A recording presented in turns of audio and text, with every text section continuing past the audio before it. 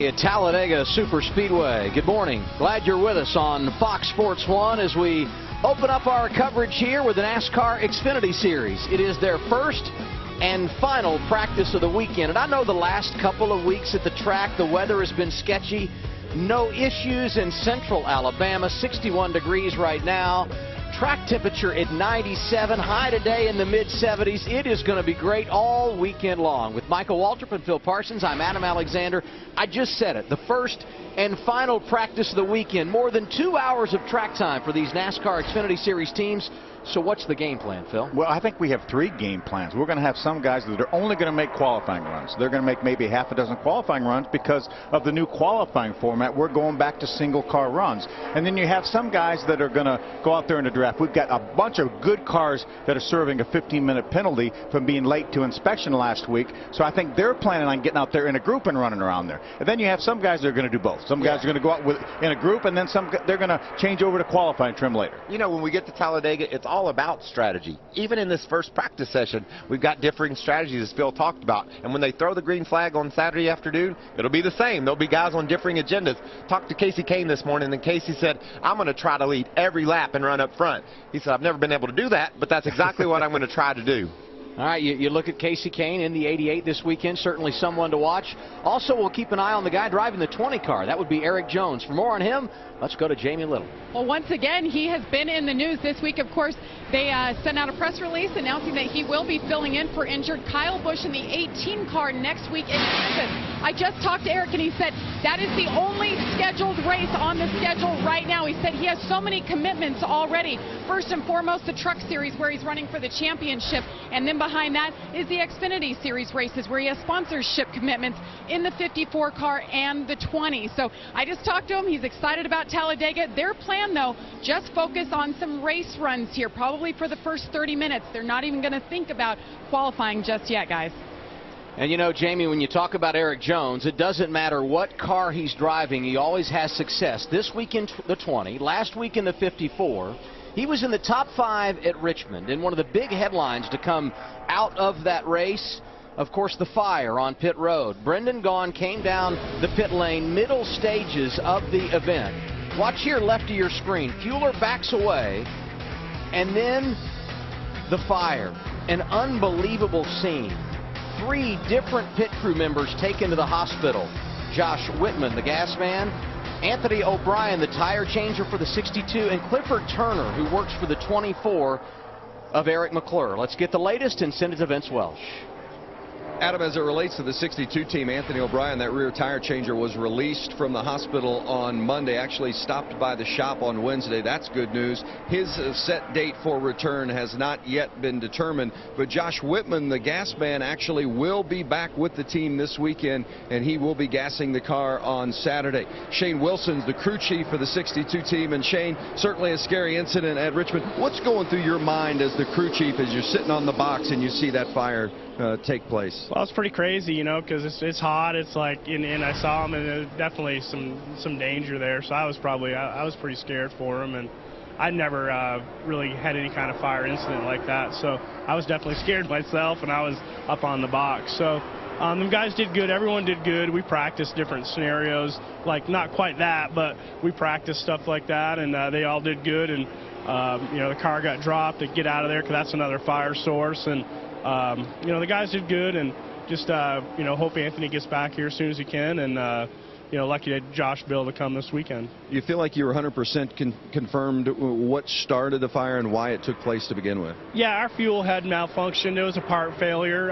You know, part failure, human error, they kind of always sometimes go together, but you know, it's something we'll learn from and do the best we can, but I don't know if it could have been prevented, but it's just one of those racing deals. We fuel these cars a lot every weekend, everybody does, and it was bound to happen sometime. Will the team go to full face helmets to fuel, or have you had that discussion? Well, we've done some things. We have a good fire blanket now in our pit that we didn't have. We'll be a little more cautious of our fire extinguishers, and also our fuel handler has a full face, and I don't know what Jeremy, our changer that's going to take Anthony's spot this weekend, it'll be interesting to see what he has on. Thanks, Shane. Adam?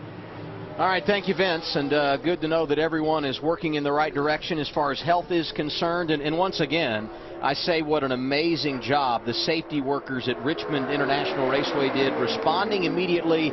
The situation could have been so much worse than it actually was. Yeah, they were certainly on top of it. And as Shane said, they had the presence of mind to drop the jack, and Brendan took off because obviously he's got 15, 18 gallons of fuel in that car, and we certainly didn't want to see that ignite as well. Yeah, everybody handled that emergency situation as well as could be expected, but I think it's just a vivid reminder of how dangerous it is down on pit road. And anytime you get reminded of that and no one is seriously injured, we know we'll be safer going forward, and people will be more conscious of what can happen down there. We saw that big fire, and then Saturday night in the Cup race, there was Denny Hamlin's carrier got his tire knocked out of his hands. There's just so many things, cars hitting into each other, so many things go on down there, and it's good to be reminded that things can go wrong in a hurry without serious consequences, and I'm glad everybody is out of the hospital and we're able to race forward. Handful of cars in the penalty box, among them Brendan Gaughan, who we just talked about, involved in that situation last week at Richmond, and a nice group of cars on track. You mentioned Casey Kane is here in the 88, running up front with a 98. Eric Almirola looking for his second top 10 of the weekend. There you see him in that white Ford outside lane, and on your right there you see the penalty cars. The 54 being driven by Boris Said this weekend, and Joey Logano, a two-time winner this season, also waiting his opportunity to get out and practice at Talladega. I thought that was interesting, Phil. They came through the tri-oval, and Casey Kane was in the middle of the draft, running in the second spot on the outside. He dove to the bottom, had some good momentum, trying to take the lead of this pack, and you could see while he's one of the fastest cars in Talladega, he's dropped back to fifth in line. That move didn't work, and that's what these drivers are doing right now. Just putting in their memory banks exactly how their car reacts when they put it in different circumstances and situations. The key to being successful at this type of racing, restrictor plate racing, drafting, is to know what your car can and will do when you put it in those situations, and you learn that during practice. So Casey right now has a check mark beside you can't pull out of line in the tri-oval and make the pass without some help. He didn't get help. And you try to put yourself in position, in every position feasible to be in, and as much as you try and as hard as they'll try for this over 2-hour practice session, when you get 43 cars on the racetrack, you're gonna be faced with some situations that you didn't have. But he's gonna, as Michael said, he's gonna have in his memory bank what didn't work there, and he's gonna know by the end of this practice what does work as well. You know, kids are smiling everywhere because Bubba Wallace is quickest. And while young NASCAR fans like Bubba, even more will jump on the bandwagon this weekend. You see him tucked in line there, fourth. The SpongeBob colors for Darrell Wallace Jr. So that's exciting, huh? I looked down on the shop floor at Michael Waltrip Racing this week, and we've got a SpongeBob car there. The Aaron's Dream Machine has the SpongeBob colors on it, so it's going to be fun when we go to Kansas and watch all those cars on the track. Bubba got started a little early here in Talladega with his colors. There's SpongeBob right there. You want to do his laugh or anything for us, Phil? You want to stay away from that? I don't think so. Casey Kane second right now. John West Townley back in the 25 this week. Dylan Lupton driving it last week at Richmond. He's third. Daniel Suarez, the rookie, is fourth. In fact, he leads the Rookie of the Year standings coming in. Chris Buescher is fifth. You go on board with Regan Smith, no stranger to success when it comes to this style of racing. Won this race a couple of years ago and won at Daytona, Dope, in 2014. Yeah, Regan Smith is one of the best restrictor plate racers we have, and he's right now following the guy that won in Daytona. Ryan Reed shocked the world by getting that win at Daytona. And there's Eric Jones, who's been so good in everything he's been in this year. Also in that mix, Brennan Poole. Only start for him at Talladega, came in the ARCA Racing Series a few years ago, but you know, he's sharing that ride with Kyle Larson. And Michael, you and I have talked week in and week out about his ability to improve from the time they get the car off the truck till the time the checkered flag goes in the air for the race. And this is part of that practice too, and learning and improving how to get your car down to pit road speed, going from nearly 200 miles an hour down to 55 or 60. That's a challenge if you haven't done it before. If you love the NASCAR Xfinity Series, you're in the right place, because we have 130 minutes of practice remaining. We're live in Talladega, Alabama on Fox. To practice for the NASCAR Xfinity Series at Talladega Superspeedway, getting set for tomorrow, the 9th race of 2015 for Xfinity Series teams. And You know, I think about the last couple of weeks. We were at Bristol 2 weeks ago, last weekend on a Friday night, running in Richmond, Virginia on the short track at Richmond International Raceway, and now wide open at Talladega Superspeedway. The mindset does change a bit, doesn't it, for a driver? Yeah, and it does for us broadcasters, too. So if you can think about that for a second, we're up here trying to figure out what people's agenda is, how they're going to attack this 2.66-mile tri-oval. And so we have a lot of questions and a lot of things that we're looking to notice and observe as we get ready for this race tomorrow. How would you like to be a guy like Brennan Poole or Daniel Suarez, some of these young cats that have never done this before? They have those same questions, but the anxiety level for them is much greater because they're going to go out there and try to answer questions at 190 miles an hour. Now I think about both those guys that you just mentioned, and I said a moment ago that Brennan Poole has been here in the ARCA Racing Series, and of course the three of us remember Daniel Suarez being here in the Camping World Truck Series last fall. How much does that track time help, even though first time here in one of these Xfinity Series machines, as you look at one of the veterans in Austin Dillon? I think it helps tremendously because you learn the draft, and the draft is so critical here. You cannot run well here unless you're able to maneuver in the draft. So any track time in any vehicle here, and you know, and there's obviously some differences. The ARCA cars act a little bit differently in the draft than the Xfinity cars. Certainly the trucks act a lot different in the draft than the Xfinity cars, but I think all that track time helps. Yes, it does, no doubt. When you come here, I've always said you have to balance patience and aggression. One guy being patient right now, Joey Logano, because Jamie, he can't even get on the track right now. He's sitting inside that car. It's been about 13 minutes now. Joey Logano told me sitting in your car in the penalty box is like when you were a little kid and you were told to sit in the corner. I will get to technical inspection on time. He said it's horrible to sit there on display. However, they do have a good plan when this is up. After 15 minutes, they want to go out and they're looking for a big pack of cars, 8 to 10 cars. Now, Joey and his crew chief, Greg Irwin, told me they plan on utilizing the majority of this 2.5-hour practice. They really have some things they want to focus on, and they're pretty confident in what they have. Let's go over to the other side of the garage with Vince. Well, another one of those drivers sitting and waiting. That 15-minute penalty is Boris Said, and Boris in the 54 this week.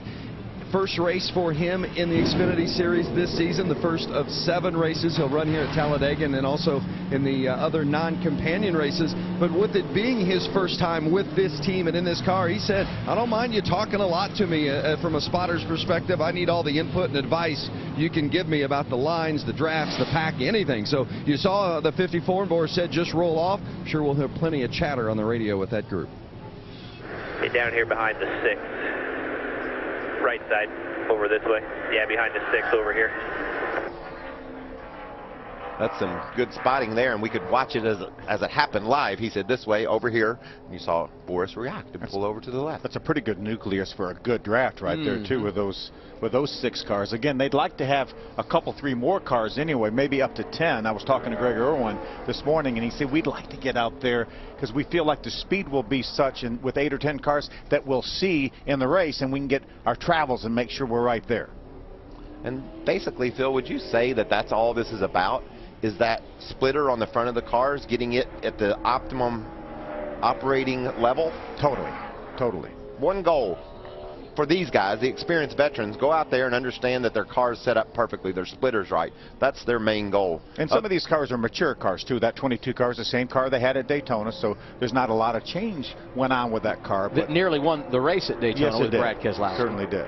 Talking about being on an island. On that last lap on the back straightaway, Brad was on an island all by himself. Yes, he was. He had 10 car lengths on the field, and you're like, that's great, right? That's wrong. That's bad. That's bad. And they went around him so fast it about spun him out. You'll hear us talk about double-duty drivers throughout the weekend. Most of the time, we're referring to drivers that will run Saturday and Sunday. Here's a driver running Friday and Saturday, 63-year-old Mark Thompson in the Phoenix Air Dodge, driving the 13. Doesn't spend a lot of time running in the Xfinity Series, but going to run the ARCA race later today, and could be one of the favorites there, set on the pole for the ARCA race at Daytona earlier this season. Yeah, we'll be driving one of 2 cars out of Kenny Schrader's stable, along with Clay Campbell, so he's a 2-time winner in the ARCA Racing Series. What about our man Schrader? Got the big win at Salem. Yes, he did. That was squad. The ageless wonder. Extending his record. I texted him and said, you're definitely going to go down in history as one of the greatest ARCA races ever.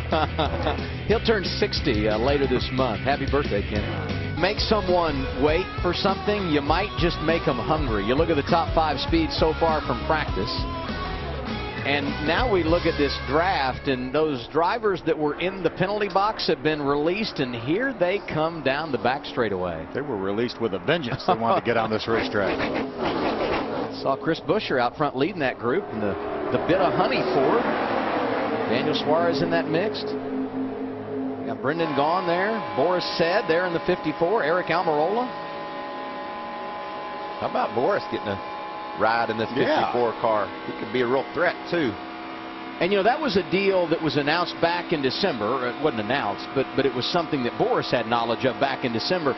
This was not at all related to Kyle Busch being injured at Daytona. Their full plan was to give Boris Said an opportunity to drive that 54 in 7 or 8 races this year. And remember last year, Sam Hornish jumped in that 54 car, won the race at Iowa out of his 7 starts. How about 4 wide? Are you okay with that, Phil? Yeah, I'm good. We know we're going to have that tomorrow afternoon. Yeah, your voice went up an octave. Well, there. yeah, I'm not saying I'm not excited about it, but you're on board with Ryan Reed, now on board with the man that leads the rookie chase, Daniel Suarez. Yeah, some great cars out here in this draft. You see Brian Scott at Shore Lodge #2 right in front of Suarez.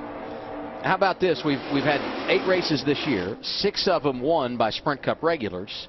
The 2 races not won by a Cup regular, first-time winners. Ryan Reed at Daytona, Eric Jones at Texas. I'd say we'll have some really good candidates of drivers that could get their first career victory here tomorrow. Yes, we certainly could. We have 14 drivers making their attempting to make their first start here at Talladega in the Xfinity Series, including all 3 of Joe Gibbs Racing's cars. Look at those moves Joey Logano is making in that 22 car, back and forth, diving down low, maybe try to get a little air off Boris Said and see if he can pull ahead. And that is what we talked about earlier. It's just experimenting, learning, seeing what it takes to make passes. You can see Boris got a fast car with that 2 of Brian Scott pushing him. They're able to shove ahead of Logano on the outside. My memory is when Boris Said was running on a more frequent basis in the Sprint Cup Series, obviously always good at the road courses, but pretty good when it comes to restrictor plate racing. You guys back me up on that. Michael, I know you spent a lot of time on track with him. Yeah, I will definitely back you. That's why I said when he got this chance to drive the 54 car, he could be a real threat because he ran up front a lot in the Cup Series when we went to restrictor plate racing. Certainly understands the draft. Joey Logano in that mix. What a resume he has when it comes to Talladega and the NASCAR Xfinity Series. Been here 5 times. Worst finish is 3rd. Got a win here when he was driving for Joe Gibbs Racing. I would put a little star beside the 22 car. He fell back, as did the 2 of Brian Scott, and they're able to shove toward the front. So those cars are doing some special things early in this practice session. They could be strong tomorrow. You drive with the rearview mirror more at Daytona, Talladega than you do at any other track, I would assume? Absolutely, because at some of the other tracks, you know, you have a lot more momentum as you come off the corner, and you know if you're 6 or 8 car lengths ahead of somebody and they get off, you get off the corner pretty well, then they're going to be back there. Here, you have no idea. You have to rely on your spotter, and you keep your eye on the mirror all the time. You know, we were talking about Boris not running an Xfinity race here, but he does have a top 5 in the Cup Series at Daytona back a few years ago, so he is good on the restrictor plate racetracks. Look at some of those moves. Woo. You've got to trust your spotter. You also have to have complete confidence and an awareness about where other cars are if you're going to jump around like we see Brian Scott doing there. He decides he's going to get up in front of Casey Kane, but Casey said, I think I'll go low.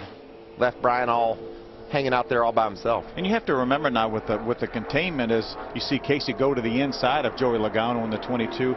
You have a containment headrest, and you're not able to move your head around like we used to, Michael, back in the day. So you have to rely on your mirrors, and all these guys now have a little side mirror to see somebody on the left side because you can't turn your head anymore like you used to. I think at this point, if I'm an experienced veteran like Joey Logano is, Daytona 500 champion, Elliott Sadler there on the inside, I've seen about enough. Like, I've got my splitter checked. I kind of felt what my car will do in a lot of different situations. I'm going to cut my chances of getting in trouble and call it a day. Yeah, we may come in here, maybe work on some qualifying runs, put some tape on it, whatever we're going to be able to do. Again, this is the first time that I can remember that qualifying is only going to be 1 lap at a place like Daytona Talladega. It's going to be fun to watch. And Phil, I'm thinking that when you roll off pit road, your exit from pit road is going to have an effect on your qualifying speed. Absolutely. And I wonder if people did something different with their transmissions in order to try to get up to speed quicker. Be fun to see these guys when they leave pit road, the differing strategies. Do they spin their tires? Do they really try to rev it up and get a good launch, or what their plan is? Hey, Jamie, how you doing down there? Hey, doing great. It's actually a beautiful day. No rain in sight for the entire weekend, so we're loving that. Now, you guys were talking about the 88 at Casey Kane. I saw him walk in the garage this morning, and I said, so why here? Why is this your first race of the year in the Xfinity Series? And he said, well, it was an opening in the schedule, and I took it because I like to race at Talladega. So I talked to the team. I talked to his crew chief, Dave Ellens. They've never worked together before, and they said their plan is just to go out here, run in some traffic, see what the car is capable of, and then they'll bring it in, and they want to focus on qualifying a little bit and moving that tape around to see what's best for this 88 car.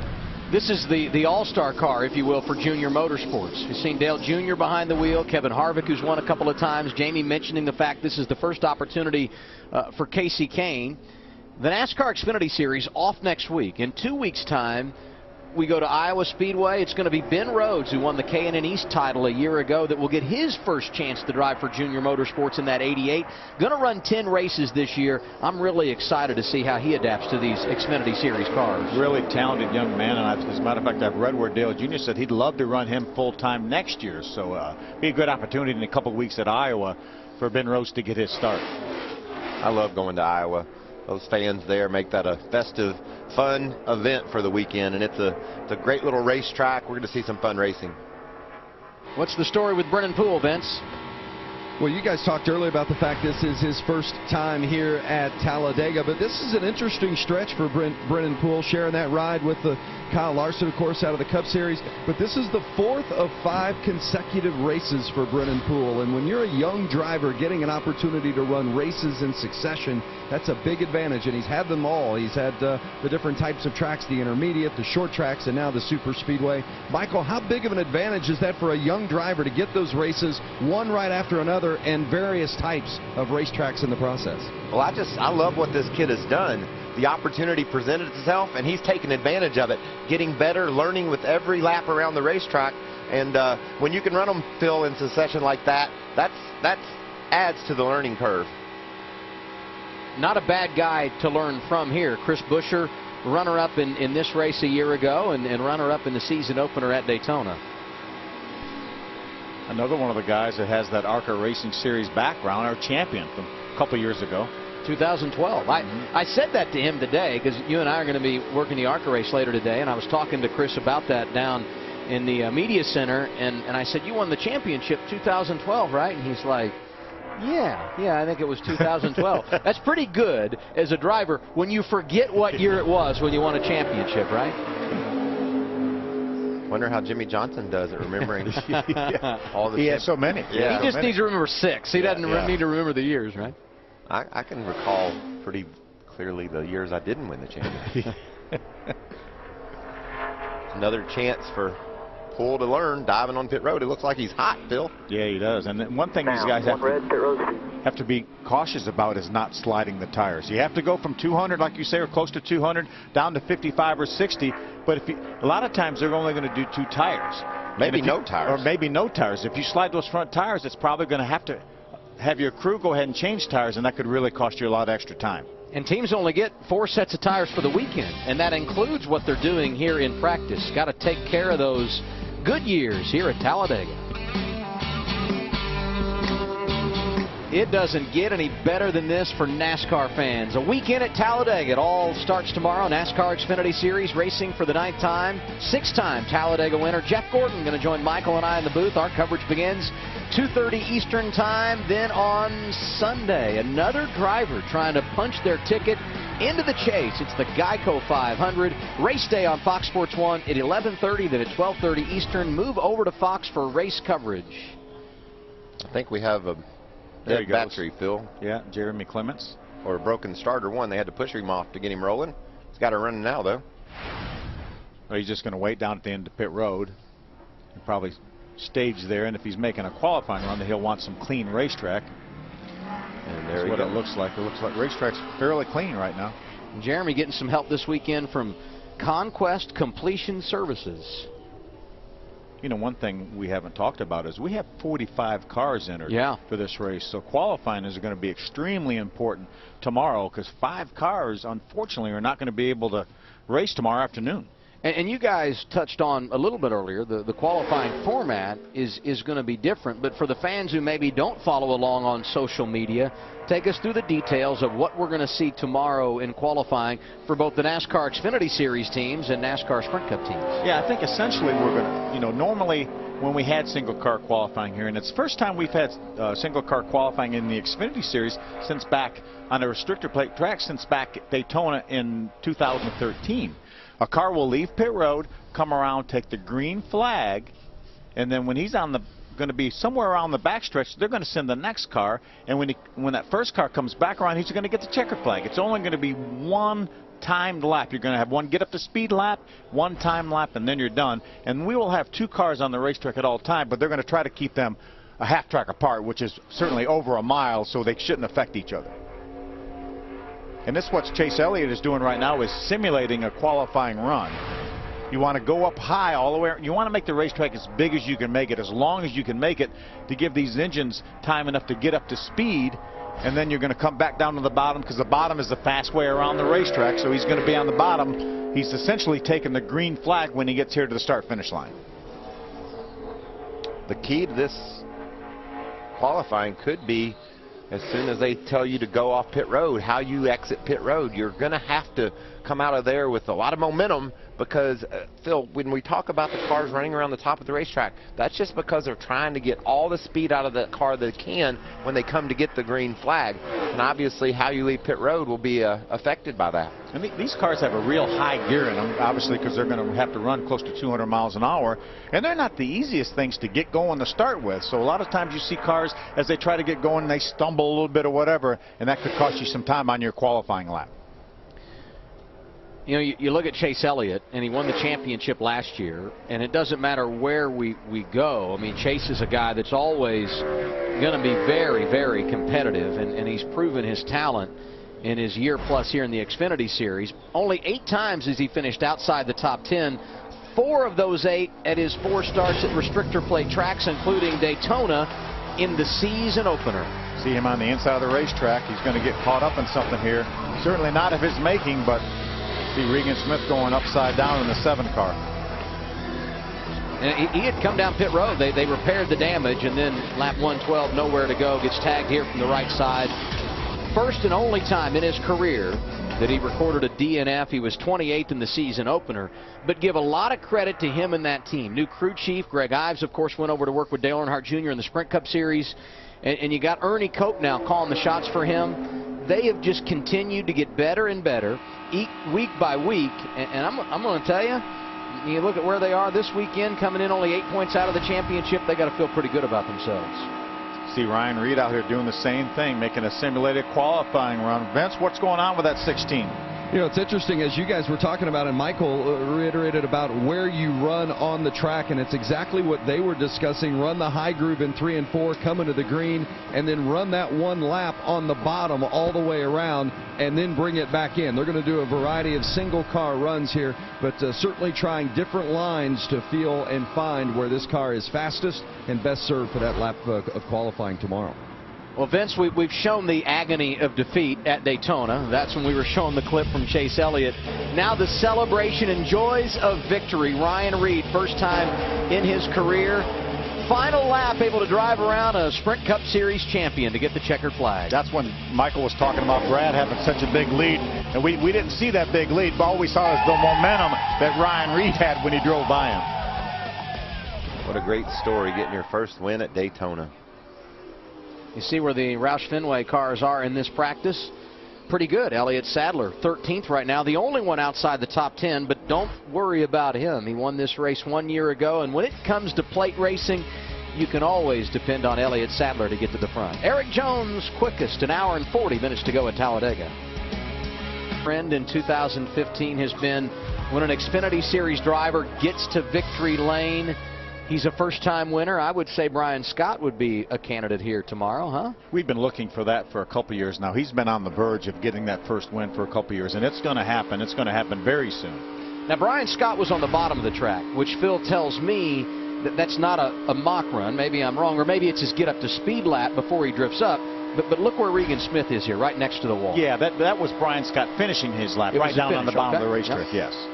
Regan Smith. Now, this is his get-up-to-speed lap, so when he gets to the start-finish line, he's theoretically going to be taking the green flag, and he'll go right down to the bottom next to that yellow line. Okay. The only problem with the 7's run is you can see there's a car up ahead of him, Vince. He's getting a little bit of drafting help here during this run. Well, and as you guys showed earlier from that highlight at Daytona, and his car was upside down, so this is a brand new race car, and they had to get out and work through the kinks with that first run in regards to his ride heights and the way it was actually riding through the corners. Came in, made some adjustment to it. He said he felt a little darty entering, wanted to turn left a little quicker than he'd like. They had some radio issues, just all the things you work through and the bugs you work through, particularly with a new car, at the first practice of the weekend. So they want to get back in and do some single car runs, also run with the group a little bit more as well before this practice comes to an end. We got plenty of time for it, that's for sure. Thanks for the reminder, Vince. We do have a long way to go, an hour and 39 minutes remaining in what is the opening and final practice of the weekend for NASCAR Xfinity Series teams here at Talladega. And you can see, as Michael mentioned, that car out in front of him. So he's not really going to get that much good data from that run because of having that car in front of him. Because anytime you can see a car here, it's help. And there have been some. The reason why we get to see them are these great men and women that bring us the shots. How cool is that? Well, and think about how miserable the times have been the last couple of weekends. We get all that rain and it's cold, and our camera folks do an unbelievable job of getting you the pictures you need no matter what the weather. And you know, you could be a camera guy or girl this weekend at Talladega. Here's how to get involved. So you want to be a camera guy or girl? Now's your chance. Be a part of Fox Sports' groundbreaking 100,000 cameras broadcast. Here's how. 1. Go to the NASCAR Sprint Cup Series race on Sunday, May 3rd at Talladega Superspeedway, or watch it on TV. 2. Record your race day experience using a camera or camera phone. Get your family and friends on there too. 3. Hold your camera sideways when recording, not up and down. 4. Upload the videos to your social media accounts using the hashtags 100KCams and NASCAR. 5. Tune into Fox Sports 1 Thursday, May 14th at 9:30 p.m. Eastern to see if your footage makes the cut. There. Simple, right? Now go out there and be somebody. What you need to do, Michael, is you need to run your camera in the Hollywood Hotel and hashtag 100KCams, and you can be a part and watch Fox Sports 1 Thursday, May 14th at 9:30 p.m. Eastern to see if your footage made the cut. I love that. Why don't he just carry his phone with him when he's running that Aaron's Dream Machine here this weekend? That's a great idea. Yeah. I would ensure I got on that show a bit, but I got to remember to hold my camera horizontally. Yes. Not always vertically. horizontally. Yeah, sideways. Which reminds me that, Michael, are you going to have to leave early today? Because you got practice of your own coming up here. What did the boss say on that? I'm going to go hop in the Aaron's Dream Machine, make me a few laps. They want to draft a little bit, so I get to do that here around in an hour and a half or so. So I'm looking forward to getting out on the track and coming back up here tomorrow, Adam, with more information about what it's like to be on this high-banked racetrack. Okay, don't forget one lap qualifying. Right. Get one. So. And I'm already talked myself into being nervous about launching. When they say go, I better be right. And the more we talk about it, the more nervous I get thinking about it. And I guarantee you, do not stall that thing when you go. I'm nervous. Some news from your camp this week as we talk about you driving the 55. We see Eric Jones on track here. Jamie pointed out that he will be going over to drive the 18 next weekend, filling in for Kyle Busch at Kansas. David Reagan going to come over and drive the 55 car for you guys at MWR the rest of the year starting next week. Yeah, we're happy to have David.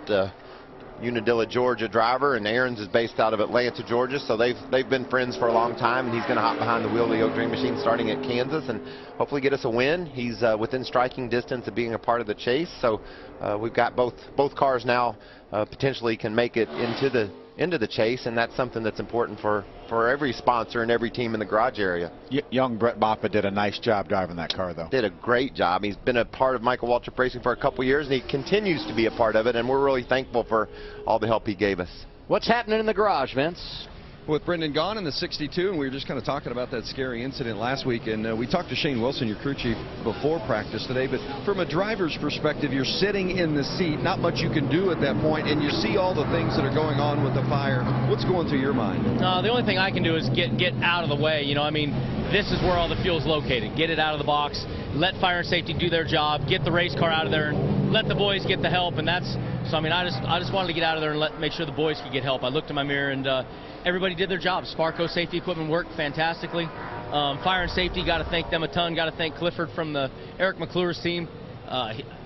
From what I understand, he tackled 50, and Anthony, as everybody calls him, and got him on the ground, and we were able to get him out from there. So everybody did a great job. Thank you to NASCAR and Sparco, and especially the fire and safety folks down at Richmond for being so on the spot to get that stuff out so quick. Fast forward a week to what you have here at Talladega so far. What's been your initial impression of the first couple of rounds? Nothing like going from Richmond to Talladega. You know, when you got ECR horsepower and you got RCR aerodynamic engineering, you know you're going to be pretty darn good. So we did our one drafting practice run, and we got a lot of practice to make a lot of tweaks on our Chevrolet South Point Chevy this week. We're going to do a few things, do a couple single car runs, and then get it ready for tech. So we feel pretty good right off the bat. You know, we got good horsepower from the start, so we don't have to worry about it. And feels like Talladega, man. We're there, we're here. We're going to go really, really fast and back to the old style qualifying. So we got to trim it out back a little bit to make sure it has a little bit of speed, but feels good right now. It'll be fun to watch. Thanks, Brendan. Adam? Vince, Brendan brings up a good point there. I mean, I've always thought of RCR and the power that they turn with those engines and how good they typically are when it comes to qualifying, at least in the old days in the single car format at a place like Daytona or Talladega. The playing field was leveled in qualifying because we were in the draft. So now do we change our thought process and who the candidates are for the poll based on the format that we'll see unfold here tomorrow for both series? Well, I think so, because I think before in group qualifying it was pretty much anybody. You know, got the right draft, got a good suck up onto the draft with a little help behind them. Now it's just going to be, you know, what you got horsepower-wise and aerodynamically to who's going to be up front. And Phil and I are both taking notes, watching who's fast, and it seems so far Ryan Reed might have the best car in town. He ran around a 53.70, didn't he, Phil? Yep. And Casey Kane ran about the same thing. So those guys, those are a couple names you might want to look at tomorrow for when we go qualifying. Now, we've talked about our coverage on Fox tomorrow, and always a part of our race day Xfinity is Kenny Wallace. But Kenny's not going to be with us tomorrow because he's driving that 26 car, third vehicle entered for JGL Racing. And originally Mike Wallace, his brother, was scheduled to drive it, as he did at Daytona. Mike had some health problems, doing good now, but Kenny going to fill in, and be fun to watch Kenny back on track. Another driver that seems to always find his way to the front when it comes to a restrictor plate race. Yeah, everybody remembers that race that Dale Earnhardt Sr. went from, what, 17th to the win in 2 or 3 laps. Well, Kenny Wallace was the guy pushing Dale Sr. that day, so Kenny definitely knows how to get it done at this type of race car, right? That's right, for Andy Petrie. There you go. Yeah. Keep it in the family. That's Jamie? right. Well, 19 laps, and he is finished for the day. Eric Jones, top of the board. Your first time here. What was it like out there in the draft in one of these cars? Yeah, it's pretty fun. You know, it's Talladega, and we got a good Sport Clips Camry, but nice to be top of the board. You know, it's kind of fun. But I felt pretty good about it. We made a few adjustments from the first to the second run in a pack, and felt like we made some gains there. So I feel good about it. You know, it's hard to say you feel like you got the best car at Talladega, but, you know, we definitely have one that can contend and be up front and in the pack. So I'm pretty happy with it. Ready to get really to tomorrow now, get qualified and get the race going and see what we can do. Your schedule just got a little busier. I think 46 races total between 3 different series. So you have a heads up this time going into your official first Cup start. So what are your thoughts being in the 18 next week? Yeah, that's nice to have a heads up, but, you know, it'll be nice to be there in the M&M's Camry and just see what we can do. I'm looking forward to it. It's an awesome opportunity. You know, if we can go run top 15, that'd be great for us. I'd love to just make laps. We need to finish the race, make every lap, and learn as much as I can. So it's going to be a lot different, but, you know, I'm excited to see what it's going to bring. All right, Eric Jones, a lot on his plate, Adam. You know, and Jamie, when you look at Eric and what he's been able to accomplish in a short period of time, his resume has been pretty incredible. You think about what he's been doing, driving the 54 and the 20 this season. ARCA at an early age, he laid a strong foundation and went from there. Yeah, got in the truck and right off the bat was so fast. Won fairly early at 17 years old in the Camping World Truck Series. When you get your diploma at the racetrack, it shows what your level of dedication is. And he had his cap and gown on one year. The next year he goes back to Texas. He's got that cowboy hat on. signifying his first win in the NASCAR Xfinity Series. 27 minutes remaining for the NASCAR Xfinity Series here in Talladega, Alabama. Eric Jones quickest in practice. Darrell Wallace Jr. second. Ryan Reed third. Regan Smith is fourth. Daniel Suarez makes up the top 5. Kane, Almirola, Townley, Scott, and Chris Buescher the top 10. Look at Jeremy Clements here. And, you know, here's what's tough for these teams is you come to a place like Daytona or Talladega, and you get this long window to practice, a lot of opportunity for track time. Nothing you do here transfers anyplace else. It's all centric to what you see here at Talladega. And the next time these teams will be restrictor plate racing will be July 4th weekend at Daytona. Ryan Reed, again on his get-up-to-speed lap, doing the same thing. Comes off turn 4. I like diving across the tri-oval field to try to maybe run downhill a little bit, and you try to take advantage of every little available extra speed, and maybe running down that hill gives you some speed coming to the line there. And now you just do your best to be so precise with the steering wheel.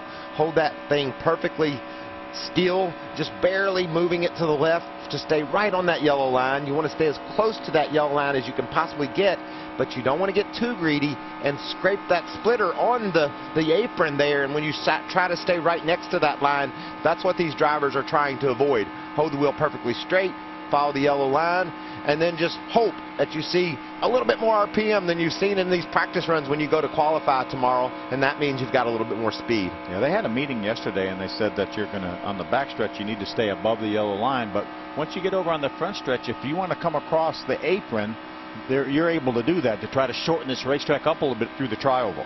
Well, you come off like pit he's road. doing right there. You come off pit road in turn 1.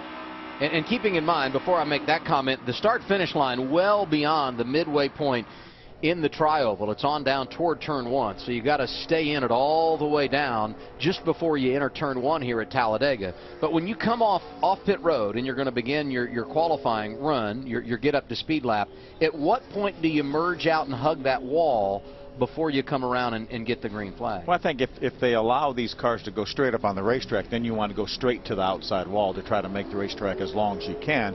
I think with the fact that we're going to have 2 cars on the racetrack, I would think that they would make you stay below the yellow line till you get to turn 2. The normal blend line. The normal blend line, yes. And then you go straight up to the outside wall again, make the racetrack as big as it can be. But if they weren't going to have 2 cars on the racetrack at the same time, they may allow you to go straight up on the racetrack, but they might not do that because they will have multiple cars on the racetrack looking at 2. And I would say they're not going to do that because we see a lot of cars exiting that way now, so I'm sure if you've got to practice that way, I'm assuming that they will be required to get around that apron as fast as they can to get their lap going, as we saw Chase Elliott do there. And the apron is banked here, too. You can run wide open from the time you leave pit road, even staying below the double yellow line in 1 and 2 till you get to the backstretch. You can't do that at Daytona, though. Right. It's a little bit flatter at Daytona than it is here. I tried that once. During a qualifying race. Yeah, darn it. You live and you learn. Yeah. I won't do it again. How's that? It's perfect.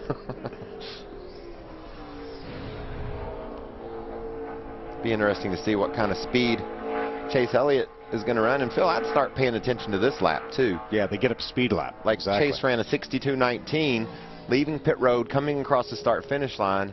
It'll be interesting to compare that to some of the other guys when they do the same. And I've seen people down below 62 flat, just kind of watching our scoring monitor and keeping an eye on it. So, and there's a lot of speed you will gain on your qualifying lap if you can gain speed on this get up to speed lap that Michael was talking about.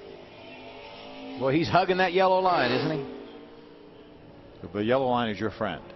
Although a couple of years ago, and Jimmy was just pointing this out to us, that when Gordon won the pole here, he ran the wall. No, he didn't. No. He ran low. Of course. Right. Everybody will. He ran low on his get up to speed lap. Oh, okay. There we go. Yeah. So we got the top 5 here. Eric Jones, Darrell Wallace Jr., Ryan Reed, Regan Smith, and Daniel Suarez. We're underway with practice at Talladega.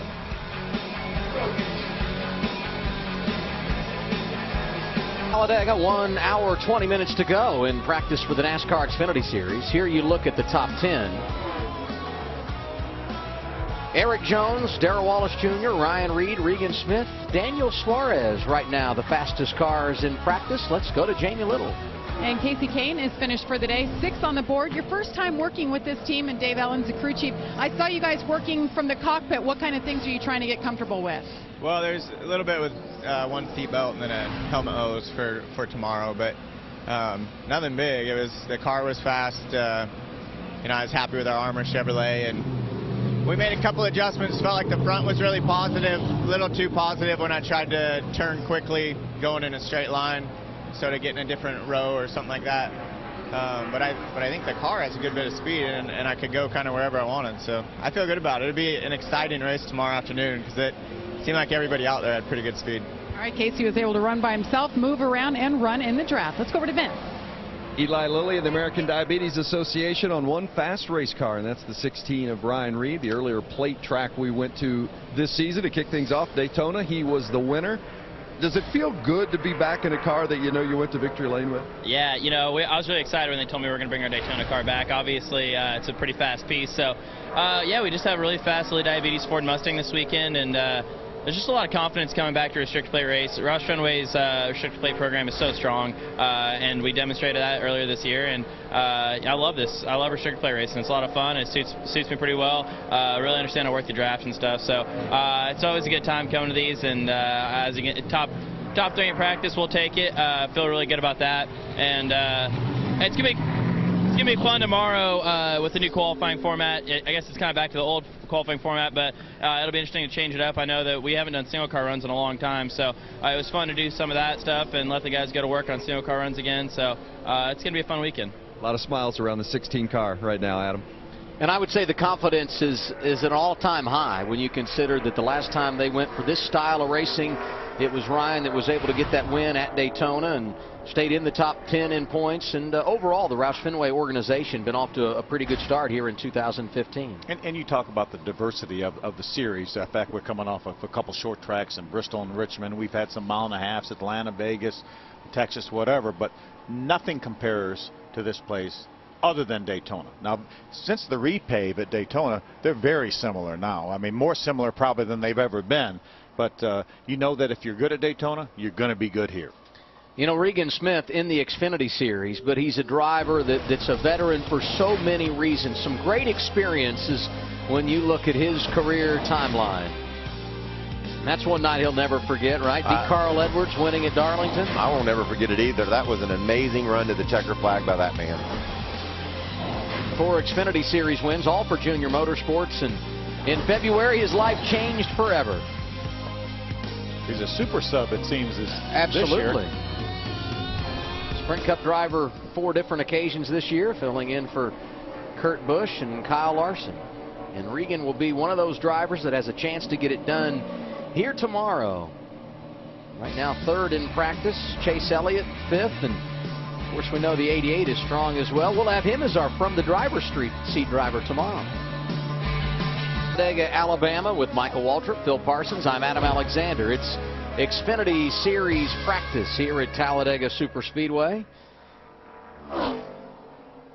It's almost like 2 different practice sessions. We saw some big packs out there early on. Now the guys have settled in to try to do some mock qualifying runs here. Again, different format here this weekend than we've ever seen it at a place like Daytona Talladega. So Darrell Wallace Jr. on one of the mock qualifying runs. And I want to go back to something that we said earlier. A little bit of miscommunication in the booth, but on the Jeff Gordon thing, when he won the pole here, it wasn't that he ran the high line for his fast lap. He actually ran the low line in both laps, which is opposite of what you would usually see. Just like Bubba here, high line, get up to speed, drop down low for what would be his green flag in his qualifying lap. What would be the benefit to running both laps down low, contrary to what we normally see here? Well, Michael and I speculated a little bit, maybe that he ran a little bit more tape, so he didn't really want to make the racetrack longer, knowing that the second lap would be up to speed by the time you had you run 5 miles before you take the white flag in the old 2-lap qualifying thing. So that's one of the things that we speculated, was that maybe he was able to run just a little bit more tape, and that really equates into speed. The more tape you can put on that grill, just like on Bubba Wallace's Mustang right there, the faster it's going to go. What's the story on Bubba, Jamie? Yeah, and you're exactly right what you're saying there. This is the second mock qualifying run for Darrell Wallace Jr. The second time they were able to add a little bit of tape to see what they had to see if it'll help. Remember, he finished 31st in his only run here. Definitely want to improve upon that as he brings it back to the garage. I'll tell you what, though, they led some laps at Daytona earlier this season, and when we came here for the Camping World Truck Series race in October, Darrell Wallace Jr. was strong, finishing inside the top 10.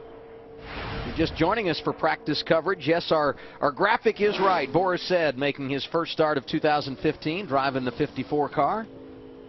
One thing I just noticed when we were looking at Bubba Wallace's car, I think right now he is only practicing his get up to speed lap. Because his last lap shown was 60.623, which is a good get up to speed lap, but that he didn't run his time lap. So all he's practicing right now is taking off from pit road and getting back to the start finish line. I like that. That's going to equate to speed if you can improve that. Like Boris is going to practice getting to pit road. Again, it's been a while. You see him downshifting there. And when it comes to shifting gears, he's pretty good at it. No one more talented than Boris said on the road racing circuit, and getting to pit road is part. It's sort of like road racing. You got to get her locked down and slowed down. Eric Almirola, 7th right now, Vince. They've got some single car runs to do yet in practice, but pretty solid in the race trim and running in the draft. What are you looking for out of this car when you're in the pack?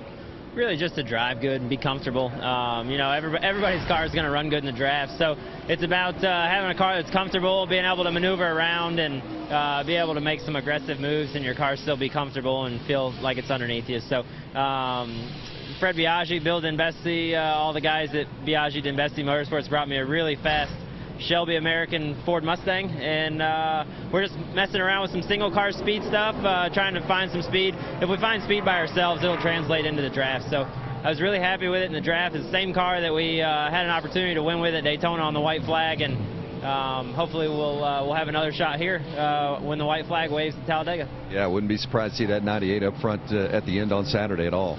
Yeah, they were coming off turn 2. Looked like they had a chance at Daytona, and then some contact, and that opportunity came and went. But he should be strong here tomorrow. Great opportunity for you. Be a camera guy or girl, and your footage could be on Fox Sports 1. Here's how to make it happen. Just holding the camera wrong. You got to turn it the other way. So you want to be a camera guy or girl? Now's your chance. Be a part of Fox Sports' groundbreaking 100,000 cameras broadcast. Here's how. 1. Go to the NASCAR Sprint Cup Series race on Sunday, May 3rd at Talladega Superspeedway, or watch it on TV. 2. Record your race day experience using a camera or camera phone. Get your family and friends on there too. 3. Hold your camera sideways when recording, not up and down. 4. Upload the videos to your social media accounts using the hashtags 100KCams and NASCAR. 5. Tune into Fox Sports 1 Thursday, May 14th at 9:30 p.m. Eastern to see if your footage makes the cut. There. Simple, right? Now go out there and be somebody. You know, it's great as we run this promo, and then you look over in the booth, and Michael's practicing his technique. I want to be on that show. 100,000 cameras. I've got my phone turned long ways. I'm going to make about a 15-second video, put that baby on my Twitter. Hashtag 100KCams. Don't turn that camera sideways. All right, we'll watch the show on Fox Sports 1 May 14th at 9:30, and we'll see if Michael made the cut. We got cameras everywhere, including one looking at Vince Welsh right now. With Landon Castle, and had a good run last week at Richmond, 10th, and this is a team that really has had some good success here on the plate tracks. You were top 10 here last year. You ran well in the Cup races last year. What's been working for you guys? Man, I don't know. I mean, just kind of trying to figure out how to put myself in the right place over the course of the race. So at JD Motorsports, we've been working pretty well together. My new crew chief, Wayne, has been clicking the last couple of weeks. And a big important thing for tomorrow will just be working with my spotter, Roman Pemberton, and just kind of getting a lay of the land on what's going on in the pack, and hopefully we can be in the right spot. Yeah, that'd be great to see. Landon Castle was 11th and 4th in the 2 Cup races here last year, finished 8th in the Xfinity Series race. He's a guy that at the end of the day tomorrow we could be talking about. Well, and his teammate, Vince, Ross Chastain, got a career best finish, was top 10 at Daytona earlier this season. So that team's certainly capable when it comes to restrictor plate racing. And here's another driver that you would expect to be a part of the equation. 23rd right now in practice is Austin Dillon. I wouldn't think that he has the 23rd fastest car. Wouldn't think so? Though he gets in the right draft, right situation, this young man will be a real challenge for the win tomorrow. There's his teammate, Brendan Gaughan. He's pulling down off the track, it looks like. Brian Scott, the best of the drivers from Richard Childress Racing. We told you about Austin Dillon, 23rd. Brother Ty is 22nd. Together on the scoreboard. They were together last night at the local Bass Pro Shop signing autographs. Did the same in Memphis, Tennessee earlier this week. They got to race against each other on Sibling Day a couple of weeks ago. They did. I thought that was special. And I thought it was nice that you wished them happy Sibling Day. Let's hear from Jamie. And Bubba Wallace out of the car. So the guys continue to work. You were doing some mock qualifying runs there. What exactly were you focused on? We're just trying to get our tape right and see what we can get in one lap. So that was a short practice. That's how it is when you come to these speedway races. So short day for us, but my guys have brought me a really fast SpongeBob SquarePants Ford Mustang for this week. So I think that's an exciting thing to say. It's bringing out the big kid in all of us, really. So I enjoy it. I just wish I had a fire suit. The helmet looks good. Beam did a hell of a job out there. The car looks good. It's run good. It runs good in the pack. We just need a little bit more single car speed. So this new qualifying format will be exciting tomorrow. I mean, let's be honest. Are you a fan of SpongeBob? Do you remember him? Yeah. Heck yeah. I watch that stuff. I'll go ahead and say I watch it. I still watch it. If it's on, I'll flick to it. I'll watch a couple seconds of it. I enjoy it. No, I really grew up on it, actually. So big fan of all of them. It's fun to see it. It brings out the kid in all of us down here, Adam. We're all laughing and goofing, and you see his team is the same way. But we need to get a fire suit. How cool would that be? See, but Jamie, your young one's not old enough. I mean, a few more years, you're going to be watching it like crazy. So I'm just giving you a heads up of what's in your future. 90 is the Mario Goslin machine. Right behind him, Jeremy Clements. Daniel Suarez, top 5 on the board in practice. He's been running up there a lot lately, Vince. He's had a couple of good weeks back-to-back. Looks to make it 3 in a row here at Talladega. You've got some truck experience here, but first time in the car. What was your impression of practice today? It's been good so far. Just like you just said, we had the opportunity to race in the NASCAR Camping World Truck Series in Talladega last year. At least we know a little bit about the racetrack. But to be honest, our jockey racing 18 Harris Toyota, it's been really good. Right now, I feel like it's comfortable. We got decent speed, and I think we are ready to go for tomorrow. We're going to keep an eye on it. The 18, Daniel Suarez, Adam. Here's what's good for him. 2 of the last 4 races at Talladega in the Xfinity Series have been won by a driver behind the wheel of number 18. He's a rookie, and look at this. I mean, just gets better and better. The one hiccup at Texas after Daytona, but other than that, it's been a steady climb. How about he goes to Bristol? Probably arguably one of the most difficult, challenging racetracks we have on the circuit, and finishes second. Yeah, second to a dominant performance. To a stud. Joey Logano. But what I loved about that race at Bristol, even though it was dominated by one guy, the action throughout the whole pack was amazing. And for Suarez to be able to fight through all that, first time in an Xfinity car at Bristol and finish second, that was an amazing accomplishment. And what a great rookie battle we have. Daniel Suarez, 6th the last week, takes over the lead in the Rookie of the Year standings over Darrell Wallace Jr., who this week has got the Kidmobile, SpongeBob SquarePants. An hour remaining in NASCAR Xfinity Series practice here at Talladega. Kicking off a busy day at Talladega Superspeedway for NASCAR. Sprint Cup practice on the way. The ARCA Racing Series goes green tonight just after 6 p.m. Eastern Time. There's our man, Kenny Wallace, making a qualifying run here, finishing up, heading to pit road, checking his entry to pit road, seeing what the brakes are able to do. What's happening, Jamie? Well, Adam, when we come to Talladega, one of the unique things that we often see is this bumper tape. It's this clear tape, and this is Darrell Wallace Jr.'s car, and there's actually 2 layers of it. But if you move one car over on Austin Dillon's car, there is no tape. So, Phil, Michael, you guys elaborate maybe a little bit on why some teams run it and what it does for the cars in the draft.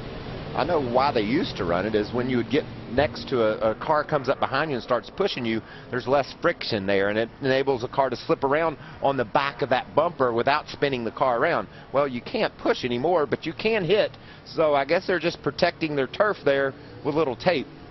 Yeah, I think that's probably just a little precaution there, maybe. And again, Austin Dillon, and they may elect to put some tape on before the race starts, but right now they don't have anything on there because again, it's NASCAR will penalize both cars if you connect and stay hooked up. Those two are awful close together down on pit road. We saw a couple of penalties here when we were doing the truck race in October for drivers getting connected. NASCAR said put out the black flag. And that rule was for qualifying when we have group qualifying as well. Obviously, that's out the window now that we're going to go back to single car runs. We're going to have to work pretty hard to get guys connected in qualifying tomorrow. We are. It's going to have a long chain. It's going to be really bad if they get connected. If you want to be on the 100K cams showed, how long should your video be? If it's 10 seconds, is that all right? Or what are they looking for? I would guess 15 to 20, probably, something like that. I don't know. And they could probably cut it. I mean, they could cut a piece of it out if you had a longer one. I just think that's a great idea that Fox Sports has come up with so the fans can be on a TV show. Elliott Sadler, 1 year removed from victory at Talladega, driving the 11 car for Joe Gibbs Racing last season, was able to get it done. A little aggressive on the side drafting there, and Elliott was able to bounce off the 22 car and keep headed in the right direction. Drove off to victory lane. Chris Buescher was second, saw Regan Smith in that mix was third. Losing a lot of water while he was doing it, but he had enough to get there. That was one of those where probably he was overheating with 5-6 laps to go, and they said, don't worry about it. Just keep digging in the draft. We'll live with the consequences. It's like John West Townley there on the insides, overheating a little bit after that qualifying run, too. See some steam there. What have you got, Vince?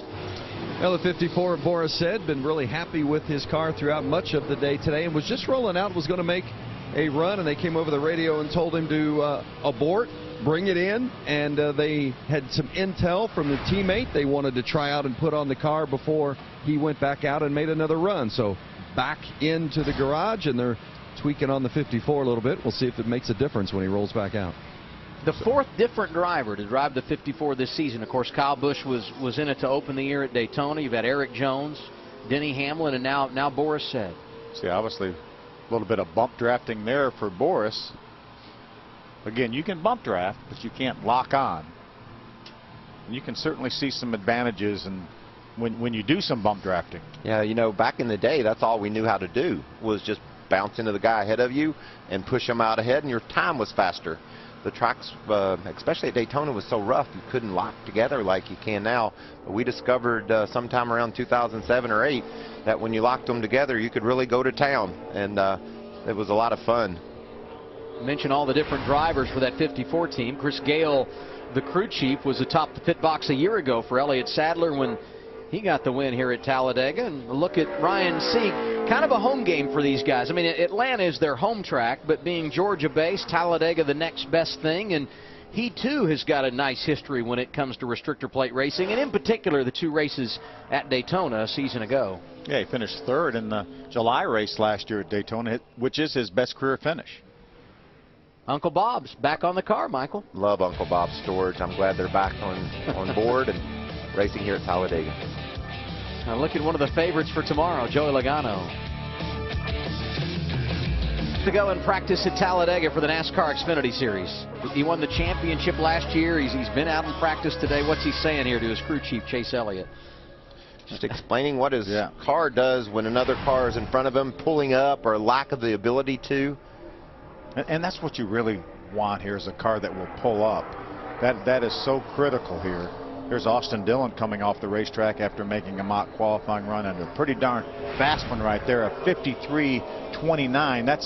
That's within reach of the fastest thing we've seen on a qualifying run. Yeah, he and his brother both, I think, are the fastest 2 cars after this practice session so far in this practice session we've seen, and that'll relate straight to tomorrow's qualifying. You know, in the past it's been interesting. We didn't really think anything about practice speeds for qualifying, recent past at least, with the format. But this year, we're just going to take a car off pit road, run around there one lap, and see who's got the fastest hot rod in town. And Phil, when you see a guy like Austin Dillon or Ty Dillon that has a couple 3/10 on the field, you notice that as a competitor. You know, if you can get near that car with that car, your car will be faster in the race as well. Yeah, that speed's going to equate to the race. You know, the guys that are qualify up front, which you would think would mean that the guys that qualify up front are always going to get to victory lane here, but probably this racetrack more so than any other, it doesn't necessarily equate to getting to victory lane.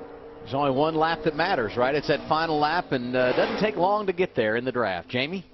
Well, Chase Elliott's only run 4 of these restrictor plate races in the past. So what is the biggest challenge for you in learning how to race these types of tracks? I wish I knew. I think just racing is about the only way you can learn anything. It's hard to do much in practice, and you know, you can get out there in a pack, but it's just so risky to tear up a car. So we mostly focus on qualifying runs, and changing back to single car qualifying for this week is important for the teams to try to make the most of our single car speed. So that's what we've been working on, and until you get in the race, and you can't really simulate what's going to go on. Everybody gives each other too much room in practice, so we'll see what happens tomorrow. We saw a lot of hand gestures talking to your crew chief. What were you guys discussing? What was your feedback? Just, you know, trying to find us a little bit. You're not going to find anything big here at Talladega. It's all just about working the air the best you can and try to get as much air off that rear spoiler as possible to create the less drag as you can make. So that's what we're trying to do, so is everybody else. So just trying to find that little bit to find a little speed. Chase did a really nice job last week in his second Sprint Cup Series start, finished 16th, Adam. Yeah, I was just going to say that. A nice rebound from the problems they had at Martinsville when he made his debut. And keeping in mind he was doing double duty, which is not easy. A lot to manage for Chase. But Joey Logano, certainly a favorite anytime you come to the track in the NASCAR Xfinity Series, and top 2 finish in 7 consecutive races dating to last year. Of course, a couple of wins early this season.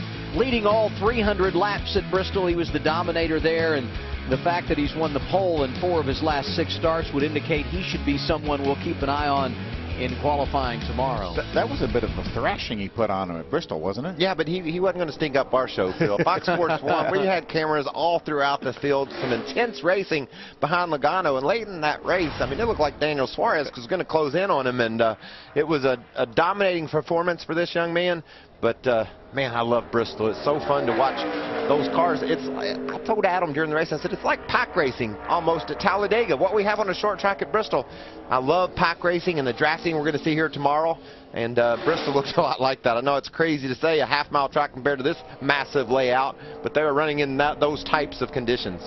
Joey's awfully good when it comes to Talladega in the NASCAR Xfinity Series. One of the drivers in the field tomorrow that does have a win here, but he was not driving for Roger Penske when he got to victory lane. He was driving for Joe Gibbs. You look at his average finish, 2.0 in 5 starts.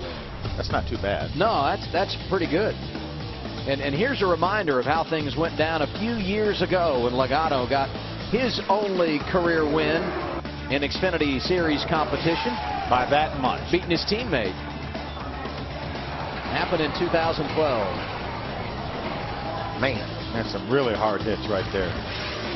And he just about did it 2 years in a row, and there you see the average finish. How about averaging second at a place at like Talladega where you always are going to at some point get caught up in a mess? Well, he finishes in the top 2. What, has he got a 7-race streak of top 2 finishes? Yeah, his worst finish here is 3rd. That's not too bad. Well, the weekend looks great for NASCAR as they come to one of the great venues on the schedule. Eric Jones leads the way in practice as we send it to Vince Welch. Always great to come back to a racetrack when you are the defending champion. Elliott Sadler won this race a year ago. I heard you talking in the draft over the radio about feeling an accordion effect with your car. How would you explain that? Yeah, you have that sometimes here. And what it is when you kind of get to the car in front of you, you got to imagine every car has like a pillow wrapped around it. And you kind of squeeze the pillow, and then the pillow expand back out and just kind of moves you around. And some of the stuff we were doing was just making my car feel like an accordion. Like I could get to the guy's back bumper, then I lose it a little bit. But kind of found out the guy behind me was actually doing the same thing. So I was probably feeling more the guy behind me than it was the guy in front of me. But I won main financial Ford Mustang It drives good. Everybody's car drives good here, right? At Talladega. It's pretty fast in single car qualifying. We are defending champion, got a lot of experience here, and we just want to finish it all out tomorrow and miss the big wreck. Keep track position, stay up front, all the easy things, right? Here at Talladega, and see if we can't have a good run tomorrow. Yeah, it sounds so simple. We'll see if Elliott can get it done tomorrow.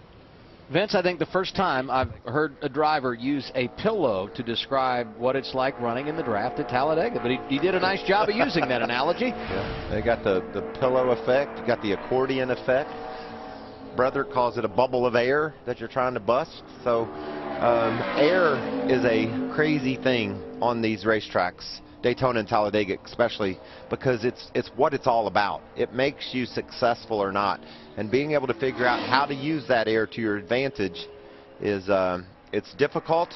But when you break it down like Elliott Sadler was there, no wonder he's won here before. He's sensing and feeling everything he needs to feel in order to relay to his crew, to his team, what possibly they might be able to change that'll help them go faster. And this is one of the racetracks, again, as in Daytona, where you don't necessarily have to have the best car to win this race. You put yourself in the right position, you work the draft properly, you be in the right place at the right time towards the end of the race. And it's funny because we were talking down in the Xfinity garage this morning. It used to be, and Michael, you were as good as anybody doing this, you could ride around at the back till 5 or 10 laps to go and make your way to the front. It's really not like that anymore. The guys say you really have to have a little bit of track position. You got to start your run maybe 30 laps to go instead of 5 or 10 laps to go to try to be somewhere near the front, because they're going to be 3 and 4 wide. There's really nowhere else to go. And you have to start your way there at some point, Phil, and I think a lot of people use the strategy, I'm just going to run out front, because that way I don't have to fight my way through that big pack to try to get to the front for a chance to win.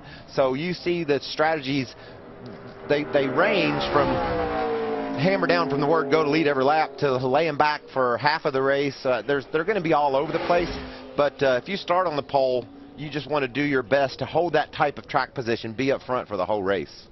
I was talking to Eric Phillips, crew chief for Daniel Suarez, earlier today, and he said you always come here with a plan, but he said that plan is changing so quickly because of the circumstances that are dictated to you by the race. You may want to hang in the back, you qualify up front, then you want to stay there, or vice versa.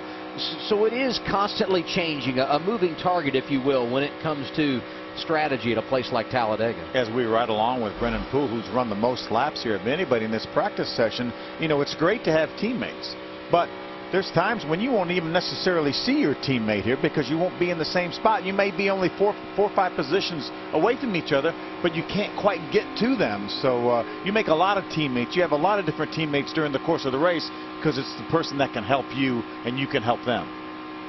I thought it was interesting back when I raced as Dale Jr.'s teammates.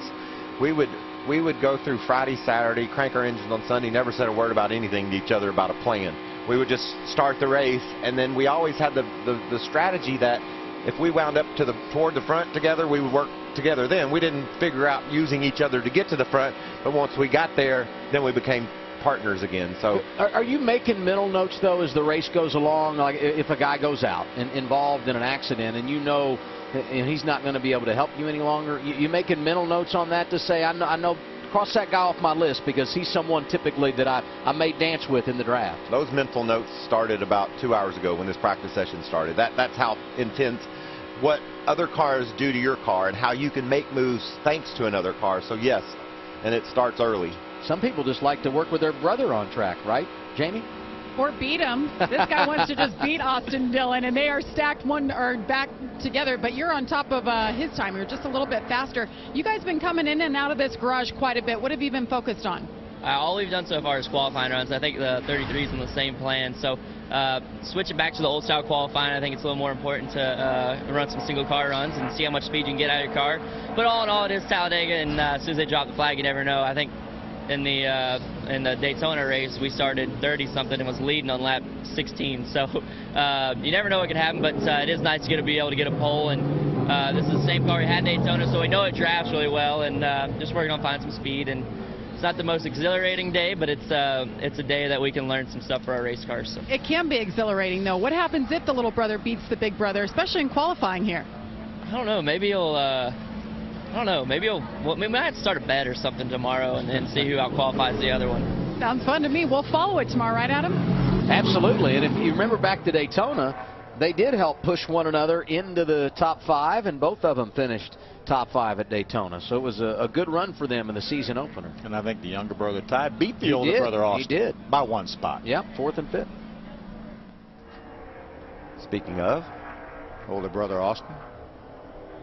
And he's not old by any stretch of the imagination. He's only 25. So.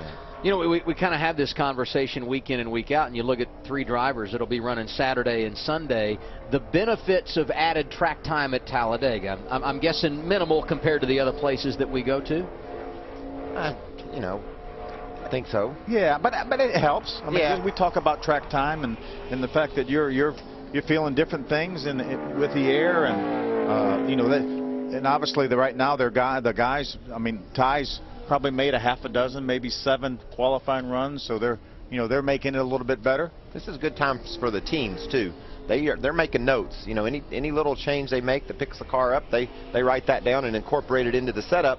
And speed and qualifying, Adam, we said it before, it's going to mean speed and race too. Well, and you said qualifying. That's something I'm sure all the Sprint Cup teams will be watching tomorrow when Xfinity teams are on track, just to see exactly how it goes and what they can anticipate, so you can take as much knowledge from that session to transfer over to your own. As we take a look and watch Austin Dillon, who will be coming essentially to take the green flag on a mock qualifying run, as we talked about. They appear to have 2 of the fastest cars from what Michael and I have been watching these lap times, because again, these lap times here in qualifying trim don't even compare closely at all to the top speeds that we see drafting. But from what we've watched, these 2 cars, the 33 and the 3, seem to be 2 of the faster cars, with their teammates Brendan Gaughan and Brian Scott in the 2 car not that far behind. Yeah, they're just a notch off.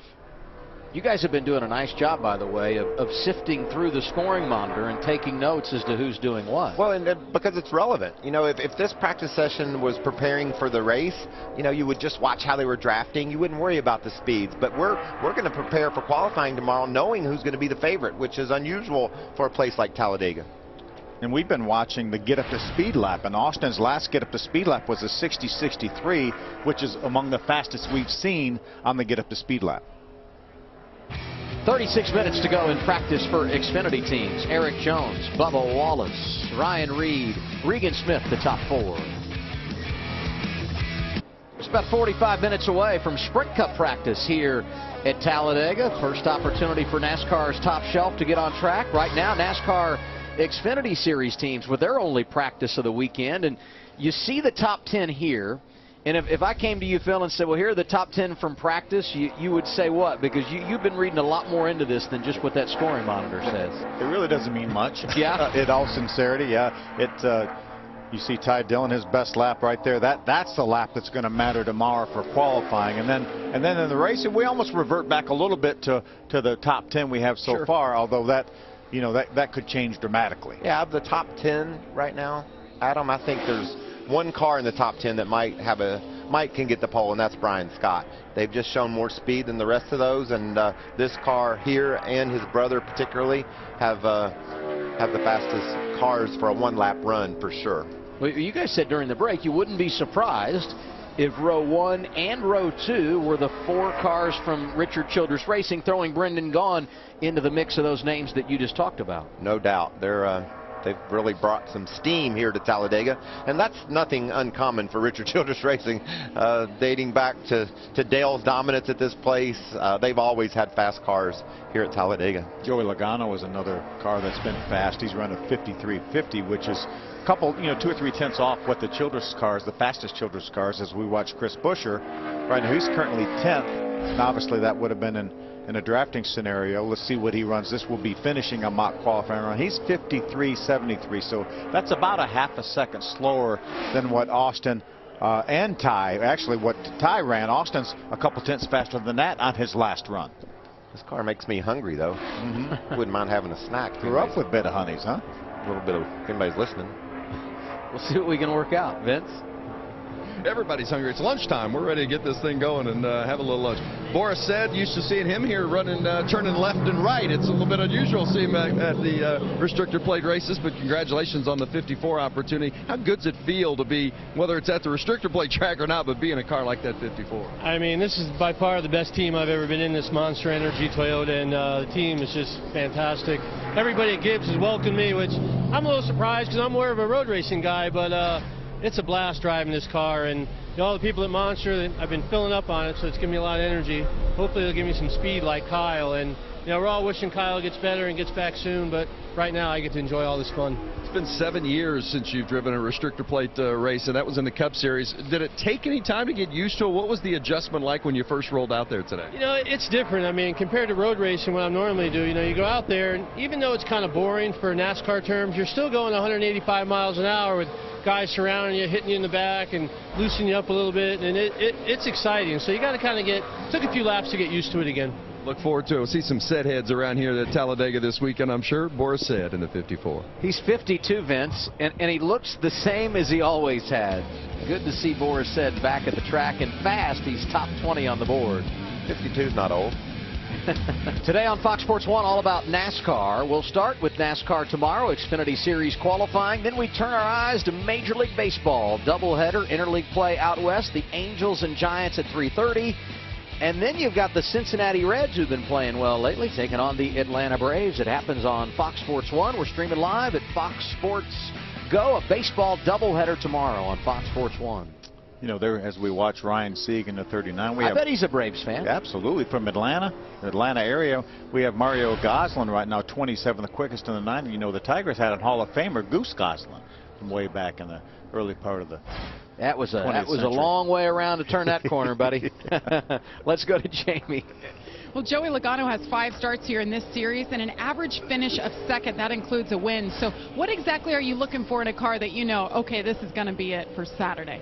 It's been a while. I think we were talking earlier. It's been since 2012 since I've raced an Xfinity car here. So, we're not tandeming anymore. A lot of those finishes were when we were doing the two-car tango or whatever you guys want to call it.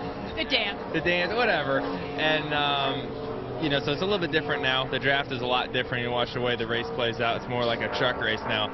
So we watch that a little bit and kind of get a feel for how these races play out. But I think I got a good discount tire at Ford. We were able to go out there and lead the pack a little bit and be able to mix it up a little bit and get knock the rust off of super speedway racing. You get into a different mode every single week, and then speedway racing is just so different. So it takes a little bit for the driver and the spotter to kind of gel back up and remember what you need to stay up front. I heard you say at one point on the radio, these cars drive differently here than a Cup car. How so? It just seems, we're able to attach.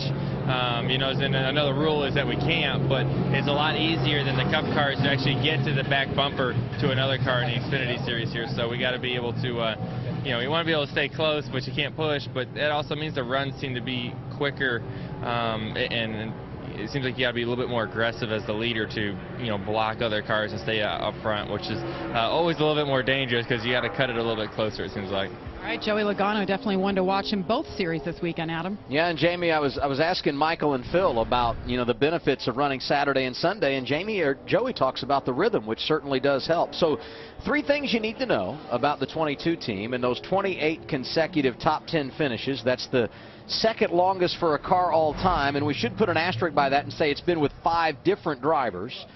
They've won 2 of the last 5 races, both with Logano behind the wheel, dominating performances at Phoenix and Bristol.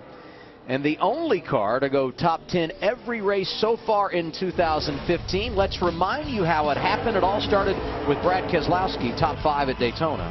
He could smell the checkered flag.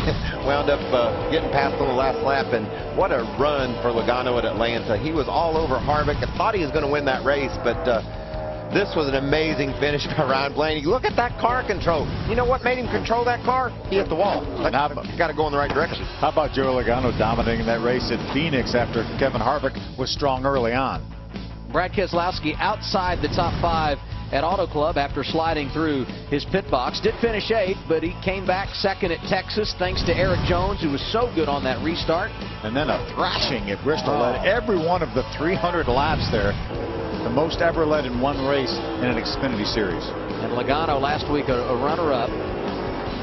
Denny Hamlin at Richmond. And last year, we had 27 lead changes here at Talladega. That's the least we've had in the last 6 years at Talladega for the NASCAR Xfinity Series. And I think I'm right in saying that we only had 4 lead changes in the last 2 races this year. So I think we'll do better tomorrow. We'll do way better than that. Hey, Michael, have a good practice today. We're going to let you go, all right? I appreciate it. I'll have some fun. I'll come back with some information for you tomorrow. How Excellent. about that? Excellent. The next destination for Michael, the Aaron's Dream Machine. Phil and I hanging out for the last 25 minutes of practice here at Talladega. Guy or girl at Talladega. Now the information to see how you fit into the plan. So you want to be a camera guy or girl? Now's your chance.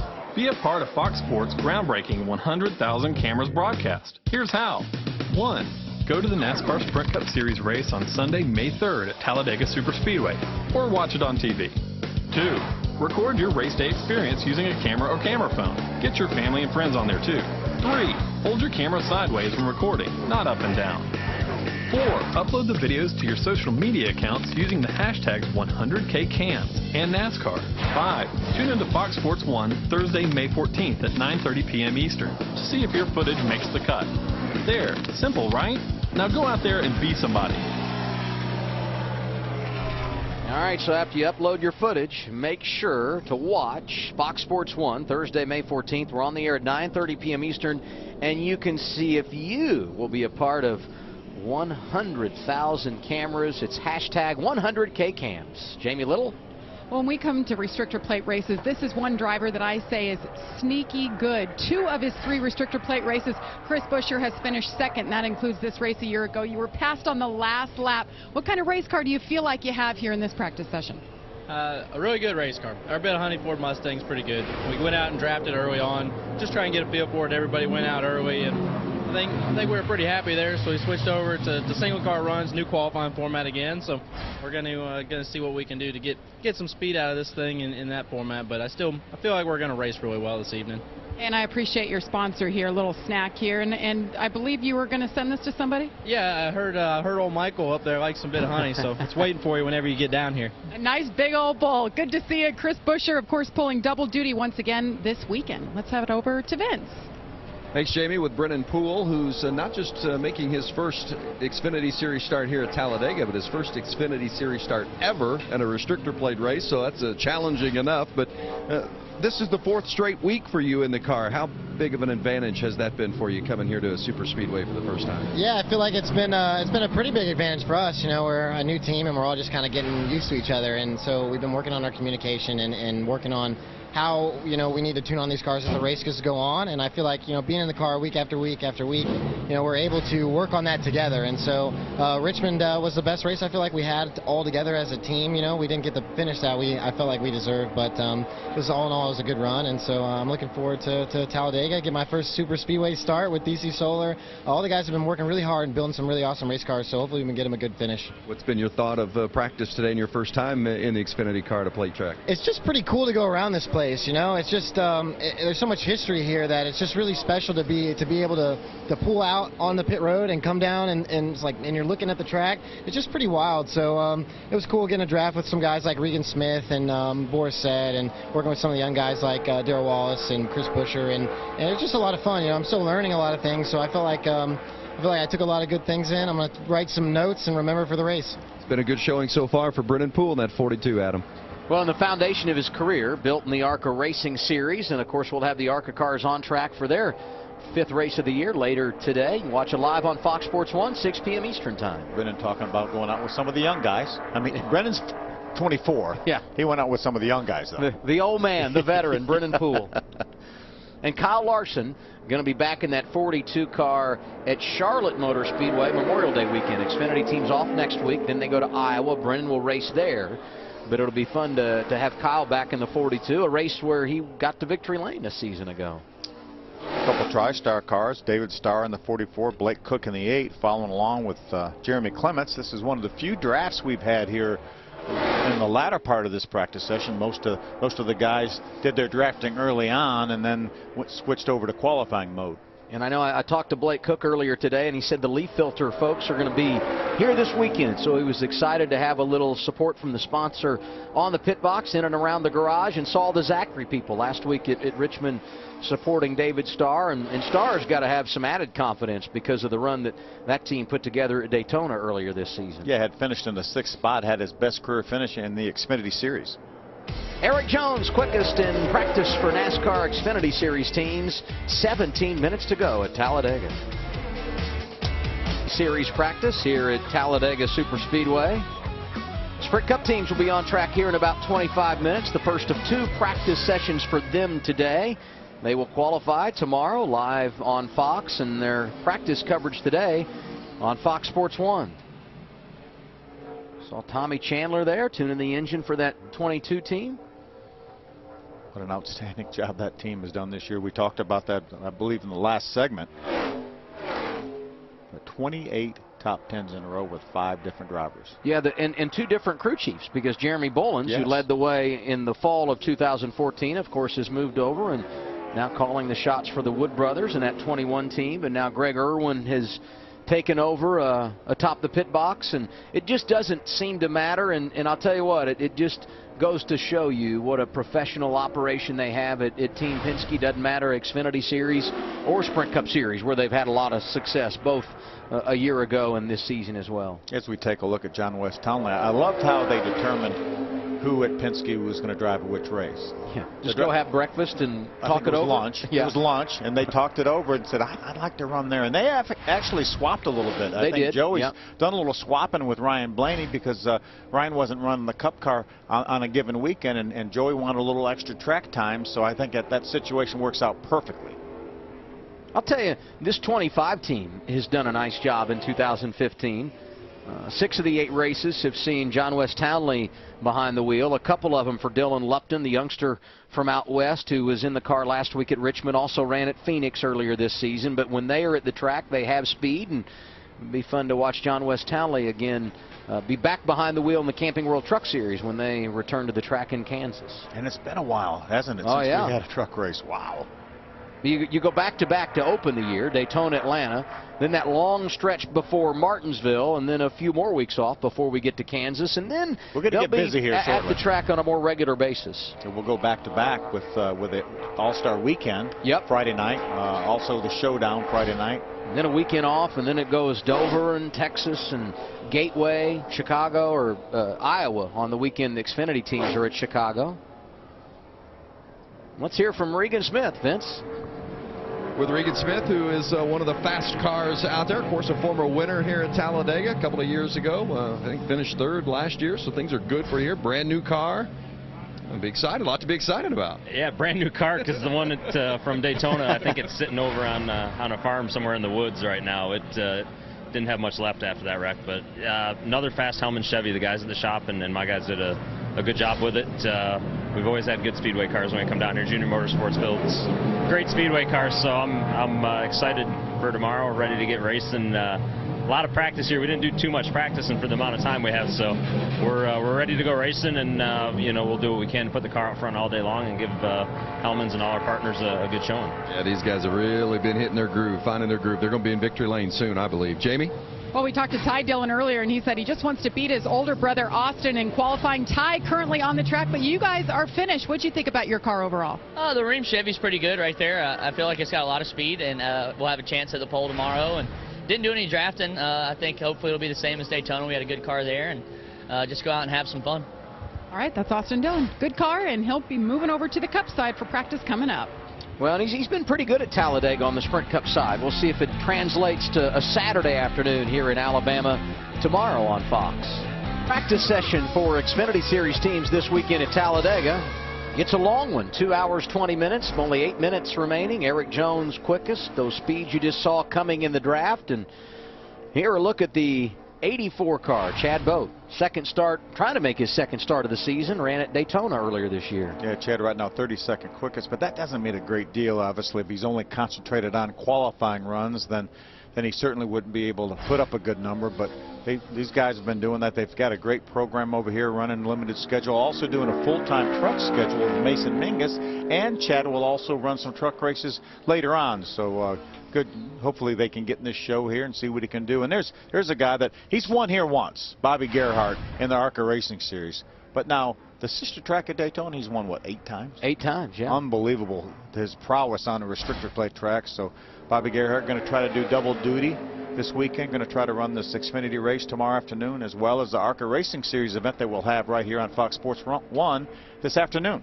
He tried to do the double duty earlier this season when we were down at Daytona, but unfortunately didn't make the Xfinity race. But always good when it comes to the ARCA Racing Series at Daytona or Talladega, and I would guess he'll be a guy you and I'll talk a lot about tonight at 6 p.m. Eastern Time when the ARCA cars hit the track here at Talladega. It has his longtime sponsor Lucas Oil on board. They've been to victory lane so many times together at Daytona and here at Talladega. We mentioned it earlier, but when you talk about ARCA last weekend running at Salem, Ken Schrader gets the victory. That was fun to watch. Yeah, be 60 years old, what, this month, right? Yeah. And Ken hasn't slowed down a bit, that's for sure. Well, that's a great story, but if you want a reason to watch ARCA later today on Fox Sports 1, Kenny not driving the 52 that he owns. It's going to be Clay Campbell behind the wheel, who just happens to be the president at Martinsville Speedway. He just moonlights a little bit, runs usually at Daytona and Talladega, typically fast. I think qualified on the front row at Daytona earlier this year. And finished third at Daytona last year. Yeah. In the ARCA Racing Series event. If you want someone to root for, tune in 6 p.m. Eastern Time. Watch the 52 with Clay Campbell behind the wheel. That would be a good way to end the day here at Talladega. Beautiful day in Talladega, Alabama. So let's put the cars on track and have some fun. NASCAR Xfinity Series cars about ready to wrap up their practice session. Under 3 minutes to go. Eric Jones quickest. Darrell Wallace Jr., Ryan Reed, Regan Smith, Daniel Suarez, the top 5. Casey Kane, Eric Almirola, John West Townley, Brian Scott, Chris Buescher, the top 10 in this session that will be 2 hours and 20 minutes when it is complete. We'll take a short break as we head back to our Charlotte studios, and then it'll be time for Sprint Cup practice. The first of 2 comes your way at 1 p.m. Eastern Time, and you know you're about ready for Sprint Cup practice when you're hanging out in the TV booth and Larry McReynolds shows up with Darrell Waltrip and Mike Joy, and Larry and Darrell just hanging out and or Mike and Darrell rather, hanging out just waiting for their opportunity, and Larry's kind of coming over and pushing us around. He gets antsy for practice. You know what I'm saying? Darrell said he's studying his notes. A couple cars running together here. Mark Thompson going to make a pretty rare Xfinity attempt here in that 13 car. And there's Benny Gordon in the 17. Benny is a multi-time champion in the old Pro Cup series. And Benny, from what I understand, Benny has acquired the equipment that the Berry Hills had and they ran last year with, and is looking to do some racing this year, so hopefully he can get that thing in the show. Yeah, Tanner Berryhill full-time a season ago, but couldn't find the funding to come back in 2015. What do you have for us, Jamie? Okay. Blake Cook just changed. Good practice session. You guys took up most of the time. What did you think you had there at the end? I feel like I have a really good number 8 leaf filter Camry. First of all, I just want to thank all my sponsors. That's why I'm here and be able to race here at Talladega. So Leaf Filter, Celsius, Ingersoll Rand, and Salt Life. But we did a lot of single car runs because the new qualifying procedure, you want to start up front. It's also like a pride thing. You want your car to be fast by itself. And then we got in the draft with our teammates, and I felt like it was good. It was stable. And I drafted with David Starr in the 44, and I felt like we could stay and draft with him really good. And he always puts himself in position to be in the front at the end of these things, so if I can stay with him, we'll do a good job. All right, good to talk to you. Blake Cook, he's in the 8. Let's go over to Vince. With Ryan Sieg, just individual car runs today. The accomplishment, obviously, just trying to get it in the show, but what did you think of the speed that you had? We picked up, and qualifying is so important here to get up, start up towards the front. And Uncle Bob's Chevrolet, we picked up. there at the very end, found a few things, but it's great. I'm glad to be back drafting, and hopefully we get a good run for Uncle Bob's Self Storage at Talladega. We'll keep an eye on that 39. Adam? I think they just need some good luck, Vince. Things have not been going their way so far in 2015. Hopefully it happens for them tomorrow. 3 things you need to know as we wrap up practice here in Alabama. Fastest 5 all non-Sprint Cup drivers. That's interesting to point out. Erik Jones quickest both overall and in 5-lap average. Something we'll keep an eye on tomorrow in the draft, certainly. And the Dillon brothers, 26th and 27th, but I don't think that means anything, because you had your calculations going on single-lap runs, which is all they focused on. They did nothing in the draft, and they were 2 of the better cars on track. Yeah, I think they were the top 2 cars. Tony Stewart getting ready for Sprint Cup practice. It's on the way. Now that Xfinity practice is wrapped up, we look at the speeds. Here are the top 10, all in the draft today. Yeah, a lot of those speeds came really early on. We had a huge pack early.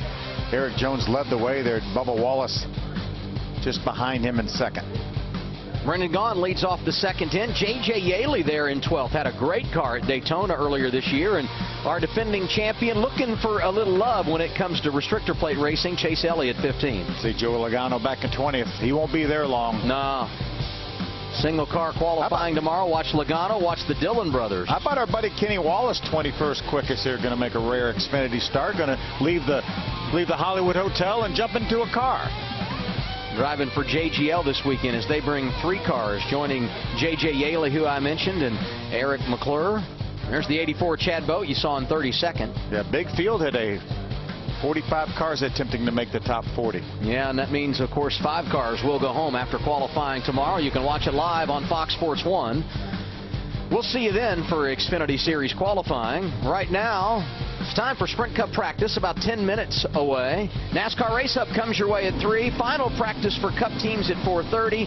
Race Hub at 5:30. At 6, we've got the ARCA Racing Series, Round 5 in 2015. Thanks for being with us from Talladega. The fun continues in a matter of moments. First to the studio, here's John Roberts.